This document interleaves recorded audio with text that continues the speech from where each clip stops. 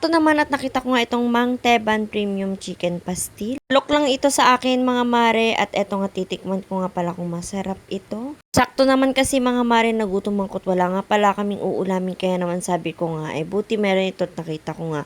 At ito na nga lang din pala yung aking itatry at kakainin. Spicy nga pala itong aking in-order mga mare kasi alam niyo naman medyo mahilig tayo sa maaanghang. Kaya naman eto nga titikman na nga din pala natin. Konti pa lang muna nga nilagay ko dito mga mare kasi sabi ko nga ititikman ko nga lang pala ito. Pero syempre so far so good mga mare napakasarap nga pala nung natikman ko nga pala ito. Mainit-init pa nga itong aking kanin mga mare kaya naman ayan hipan ako ng hipan nga sa aking kinakain. Tapos maanghang pa nga itong ating ulam di napakasarap. Nang tikim mo pa nga lang dito mga mare talagang matatakam ka na nga at talagang magugustuhan mo at marami ka nga palang makakain. Saktong-sakto nga lang pala yung lasa niya, yung pagkakapastil nga nitong chicken kaya naman tignan nyo naman talagang napapatango na nga lang pala ako sa sarap dyan. Hindi ko nga pinagsisihan mga mare na nabili ko nga pala itong chicken pastil na ito dahil talaga naman napakasarap nga. Kaya naman for sure ako mga mare kapag natikman nyo ito talagang mapapadami nga kayo ng kakainin. O siya hanggang dito na lang, bukas ulit!